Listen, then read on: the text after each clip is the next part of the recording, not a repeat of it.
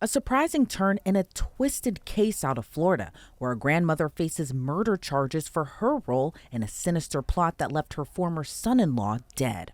Weeks after Donna Adelson's lead attorney withdrew from her case, another shakeup at the defense table. A Florida judge ordered Adelson's new attorneys can't represent her in her upcoming murder trial. Leon County Circuit Judge Stephen Everett issued the order on Monday. It disqualifies Adam Comisar and Robert A. Morris from representing the 74-year-old, signaling another delay in her trial. That decision mirrors the same situation that pushed back the trial last month. Adelson previously hired the same lawyer that represented her son Charlie Adelson, who was sentenced earlier this year to life in prison for his role in hiring hitmen to kill his ex-brother-in-law.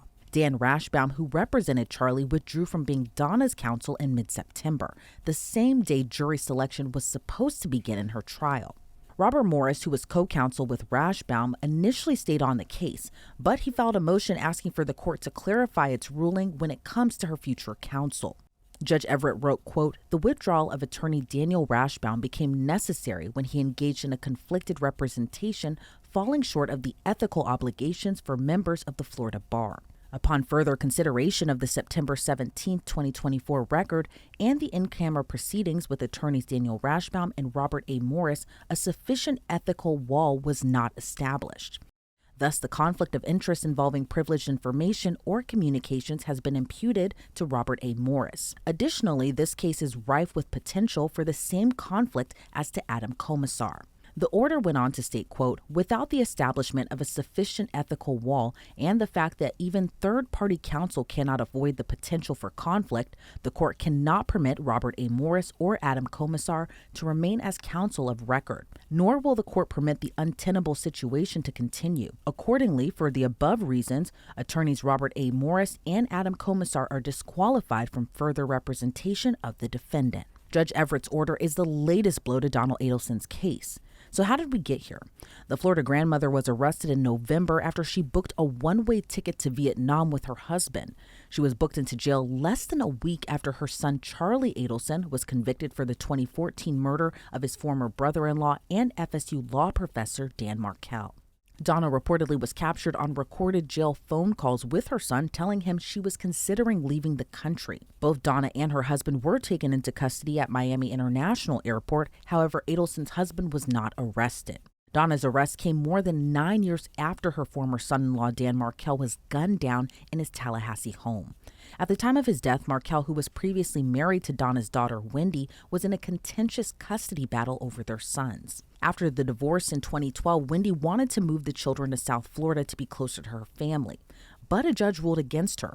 According to Donna's arrest warrant, she suggested offering Markel $1 million divided up in thirds to change his mind and make the move. Donna also suggested Wendy threatened to convert Markel's children to Catholicism, despite knowing Markel was very observant in his Jewish faith. Then Charlie steps in. We cover a lot of twisted and disturbing stories here at Law&Crime, and part of the reason we're able to keep bringing you these types of stories is because of our great sponsors. So I want to really quickly thank Upside for sponsoring us. And if you're wondering what's Upside, well, it's a free app that gets you cash back on daily essentials like gas and groceries. And it's actual real cash back too. The money appears in your Upside app that you can transfer straight into your bank account. So here's what you do.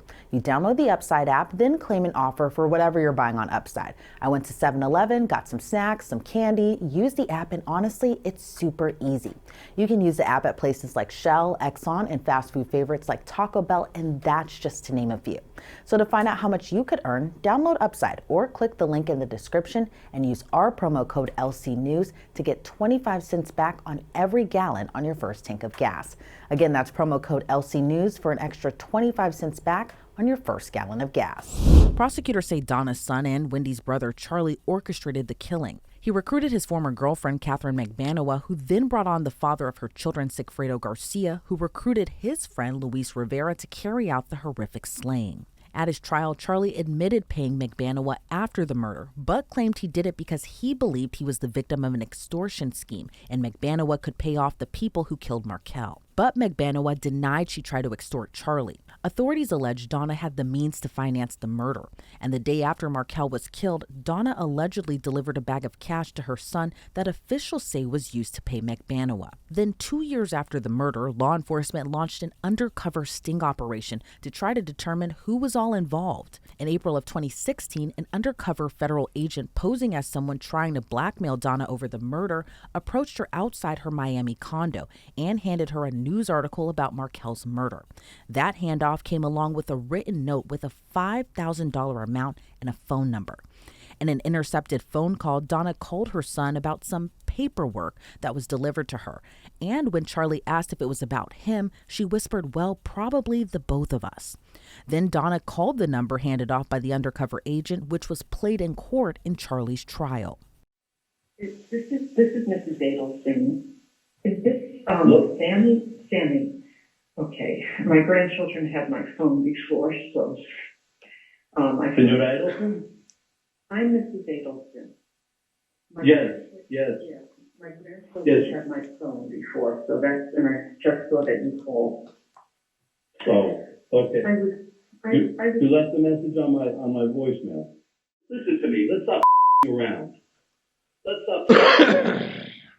Okay? You know who Katie is. And you know that Katie has somebody that knows Tato. And they took care of a problem for you people. That's just the bottom line. The bottom line is you know who the Katie is. Look, I'm no more than Mr. No, I'm not around with it. You know who Katie is. You know that they took care of Katie and her people. Nobody's taking care of Tato. I know you don't know who Tato is. No, but we know who all of you are. Fast forward to 2024, Catherine Magbanua, Sigfredo Garcia, Luis Rivera, Charlie Adelson, and Donna Adelson are all behind bars. Donna is charged with first-degree murder, conspiracy, and solicitation, all of which she pleaded not guilty. And as Donna still needs to face trial without her attorneys, it doesn't appear that'll begin anytime soon. With so many layers to this case, I want to bring on a very special guest, and that's the state attorney for Palm Beach County, Dave Ehrenberg. Dave, it's always so great to see you. You know, this case happened about 6 hours north of where you are, and there's been so many twists and turns in this case overall, but what do you make of the latest judge's order disqualifying Donna Adelson's attorneys?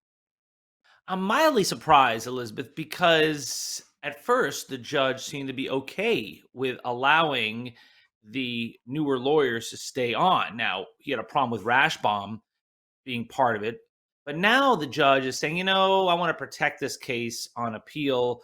And now that Charlie has this very impressive, respected appeals court lawyer on his side, that anything we do is going to be scrutinized very heavily. And we don't want Charlie's conviction to be challenged on appeal, to be threatened on appeal. So we're going to err on the side of being extra careful. Whereas before, we were a little loosey-goosey about it. So that's how I read into the judge's ruling. Like, now this is a new day. We're going to be really exacting. We are going to make sure there's no doubt here.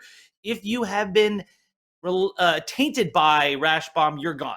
And by tainted, it's, well, did you work with him? If you did, you're gone. Morris, gone. Now, the other lawyer that came on later, because he worked with Morris, who was allegedly tainted by Rashbaum, is gone. It's all fruit of the poisonous tree, and we're going to have an extended view of it. And do you think it was the right decision? And talk to me also a little bit about why did the Adelsons kind of think it might have been a good idea to use the same attorneys for their cases? It was a terrible idea. But if you're Donna Adelson, first time you've been charged with a crime, there's a small circle of people you trust. Even though your lawyer, Rashbaum, represented your son, who was convicted, really wasn't his fault. He was stuck with the trashy facts that he was given, did his best. And so then Donna's like, I think, well, I can't really trust anyone else. Rashbaum knows where all the bodies are buried, metaphorically speaking. Let's stick with him. And Rashbaum, though, I think should have just said, I don't think it can be done. And the only way it could have been done is by getting a written waiver from Charlie, which apparently he never did. He had a verbal waiver, but this should never have been allowed. But Rashbaum was set and going ahead with it, and now I think he's paying the price through reputational damage, potentially a bar complaint. I mean, even the judge now was really tough in his order, being very critical of the decision by Rashbaum to stay on the case. What does this mean for Donna now that she has to find these new attorneys? And what does this mean for her case beyond now that it's pushed back yet again? It means delays. I think this could mean a significant delay because you're starting now from scratch for the lawyers. The lawyers who come in will start from the beginning, and they're probably going to ask for a lot of time to prepare. Now, Donna wanted this thing to get done soon. She invoked her speedy trial. She wanted to be out this year, thinking that she would be acquitted. Good luck with that. But now I think this trial is not going to take place until later in 2025. And I mean, there are some lawyers who say that this won't take place until 2026. I'm a little more optimistic, but this is tough because I believe that the state attorney's office up there in Tallahassee is going to wait until the end of this case until they make their next move on perhaps charging other members of the family. So if you're waiting for full justice in this case, we're going to have to wait a lot longer. And I think a lot of people and even our viewers may have wondered, why wasn't Wendy Adelson charged in this case? Do you believe that is something that could happen in the future, or do you think that's just kind of dead and gone as far as her facing any type of charges? No, I think it could still happen. It's just a matter of having a small office. This is the prosecutor's office in Tallahassee, having the resources to go after multiple high profile, big ticket cases at the same time. Also, they have benefited from doing it one at a time. Just think, if they had arrested everyone at the same time, they would never have had Donna's jail calls with Charlie. They would never have had Donna's cell phone and the evidence when she was trying to escape. All that new evidence that's on her phone that could be used against her when she was trying to escape to Vietnam. I mean, all that stuff happened because they did it one at a time, and it has worked. Now, if you try to also charge everyone at the same time, then that speedy trial clock starts ticking, and you're dealing with a smaller office in Tallahassee, and it just will put a great burden on them to have to do all of it at the same time. And I think this strategy is working. Now, I must say that if Donna is acquitted, I don't think anyone else will be charged. I think this case will be over, but I don't think Donna will be acquitted. And in your opinion, how strong is the evidence against Donna Adelson? Do you think when we do get to trial, prosecutors have enough to convict? Oh, I think there's enough evidence. Prosecutors are not going to bring charges unless they think they have a good faith basis to get a conviction beyond a reasonable doubt. This is different than police who can make an arrest based on probable cause, a much lower burden. Now, when it comes to prosecutors, they're not going to go forward with this high profile case that the world is watching unless they've got the goods. And I think they've got the goods. They've got her conscious of guilt by attempting to flee. That was something they got later on, but they got that. They got her cell phone. We'll see what kind of stuff they have on that. But also, they have the evidence that Donna was allegedly the person who paid for the hit. Came over the night of the murder to drop off the money to Charlie, and the money was wet because, according to Katie Magbanawa, Donna was trying to launder the money, taking money laundering literally. That's why it was moldy and wet, which is just such a crazy anecdote. And also, you have all the motivations here by her repeated attempts to get the kids out of Tallahassee, her demeaning of the community, her determination to step up the pressure on Danny Markel.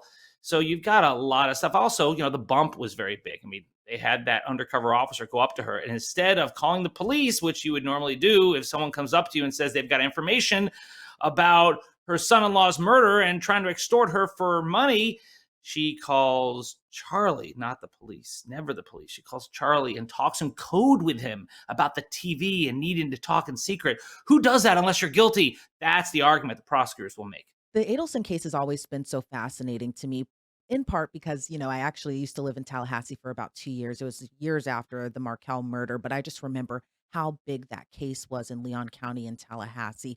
And I remember when we covered the case here at Law&Crime, listening to those FBI wiretaps were pretty shocking. So how important do you think those wiretaps will be in the case against Donna? People lie, but recordings don't. You've got Donna on the recordings when she apparently didn't think anyone was listening, saying something to the effect at the end of the call with the person who's trying to extort her for money, saying, "I'll call you later." Now, she said something to that effect. Like, why would you do that? This person's trying to extort you for money. You claim you don't know anything. You don't call the police. And you're trying to negotiate with someone who has evidence about your son-in-law's murder. It doesn't make sense unless you're part of the scheme. And so I think that's really going to come back to haunt her. I think that she'll have to take the stand because the jury will hear Donna's testimony through the recorded phone calls. That's one way they're going to hear from Donna. So Donna may want to get up on the stand like Charlie did and try to appeal to the jurors as an older woman who was brought into this by her son, who didn't know what was going on and had no mens rea and should not be found guilty. But would she throw her son under the bus to save herself? Not so sure. And that's an interesting point that you bring up. What other types of defenses do you see Donna Adelson's new attorneys eventually kind of exploring ahead of trial? Well, they could adopt Charlie Adelson's double extortion theory, which was so ridiculous it got laughed out of court. I mean, it was a quick guilty verdict, even though he sold it on the stand. I mean, he had a lot of time to prepare. That's what sociopaths do. But he had a lot of time in prison to make it look real. So I don't think she'll go down that road. It was so preposterous, the whole double extortion explanation. So I think for her, she's just going to perhaps lean on the burden of proof that, do you have proof that she was part of this scheme? I think yes, which is why I think she may need to take the stand herself.